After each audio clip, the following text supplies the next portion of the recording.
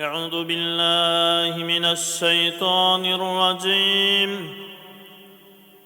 بسم الله الرحمن الرحيم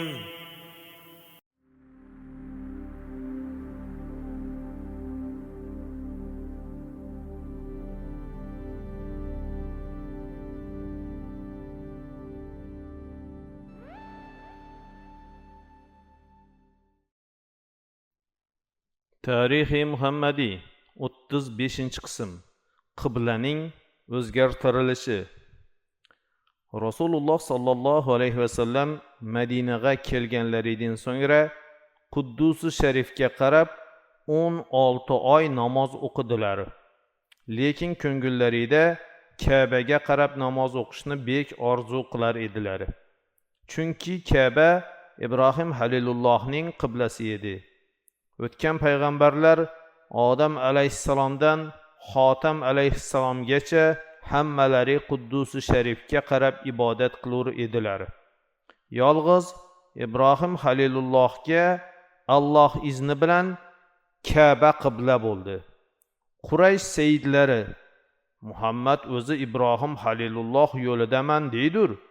Andoq ersa nechuk Ka'baga qarab namoz o'qimaydi? Yahudlar qiblasi Baytul Maqdisga qaraydi deb ta'na qilishur edi. Buning ustiga Yahudlar Muhammad bizning dinimizga qarshi bo'lsa ham o'zi qiblamizga tobedir der edilar. Rasululloh Makkada turgan chog'larida Quddus sharifga qarab namoz o'qigan bo'lsalar ham namozda Ka'baga orqa o'girmagan edilar. Ammo Madinaga kelganlarida namoz o'qisalar Ka'ba dol orqada qolishga to'g'ri keldi. Rasulullohga bu ish ham ko'p og'ir kelgan edi. Jabroil alayhissalomga Alloh taolo meni yuzimni Yahudlar qiblasidan Ka'baga o'girarmikin deb ko'ngillaridagi orzularini bildirdilar. Hamda Jabroil alayhissalom bu maqsadni Allohga talab qilishni maslahat berdilar. Rasululloh mening bu tilagim qachon qabul bo'lg'ay deb ko'p termulganlikdan duo qilganlarida yuzlarini ko'ksari ko'tarur edilar. Bir kuni Ummu Bishr degan sahobiya xotunning uyiga uni ko'rgani keldilar. Shu yerda peshin namozini vaqti kirgan edi. Shu joydagi mahalla masjidiga chiqib sahobalar bilan peshin namozini o'qishga turdilar.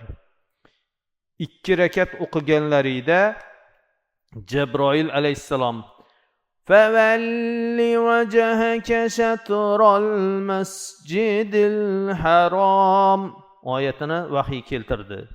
Ya'ni yuzingni Ka'baga aylantir degan Xudo tarafidan amr bo'ldi. Payg'ambarimiz sallallohu alayhi vasallam namoz ichida turgan holda yuzlarini Ka'baga o'girdilar. Mana o'sha kundan boshlab butun musulmonlarning qiblasi Ka'baga qarab qaror topdi. Shu kunda musulmonlarning qiblasi Ka'baga qaror topdi. Shu kunda ham Madina-i Munavvarada 2 qiblalik masjid degan bir-biriga qarama-qarshi 2 mehroblik bir masjid bordir. Uni hojilar ziyorat qilurlar. Bu voqea ham payg'ambarimiz haqida ulug' ne'matlardan sanalur. Chunki boshqa payg'ambarlar umrlari bo'yicha qilgan ibodatlari bir qiblaga qaratilgan edi. Ammo bizning payg'ambarimiz qilgan toat ibodatlarini 2 qiblaga qarab ado qildilar. 2 qiblaning savob darajalari ul zotga hosil bo'ldi.